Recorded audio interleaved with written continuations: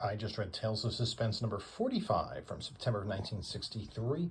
This is the first appearance of Jack Frost, who later becomes Blizzard, as well as Happy Hogan and Pepper Potts as the supporting players in Iron Man stories. He had gone almost a year without them. So we get a splash page. This is a story by Stan Lee. R. Burns did the script, and Don Heck did the art. Heck was the regular Iron Man artist at this point in time. And so basically, Tony Stark's going to enter they call it in Indianapolis, the 500-mile Speedway Classic, aka the Indy 500. But he realizes he hadn't plugged his chest plate in for a while, and I guess he didn't have like a cigarette lighter adapter. So this guy comes out and he crashes because he's in so much chest pain. This guy comes out and rescues him. It's Happy Hogan.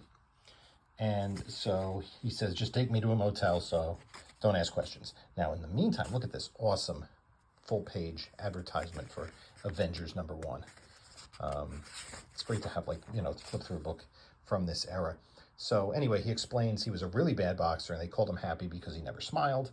There are these references to Sonny Liston, who was heavyweight champion of the world before he lost to Cassius Clay, later known as Muhammad Ali, or right after the fight. They talk about the New York World's Fair and the baseball stadium that would house the New York Mets. So anyway, we meet Pepper Potts, and Happy Hogan is quite smitten with her, but she is not interested at all. So at any rate, this Iron Man finds this scientist working for Stark who's trying to steal secrets, and he kicks him out. Doesn't have him arrested, but he's been doing his own experiments with ice, and it turns out he can create ice powers, much like Mr. Freeze, let's say, or another character that Marvel premiered the very same month, who had the natural abilities, not through technology.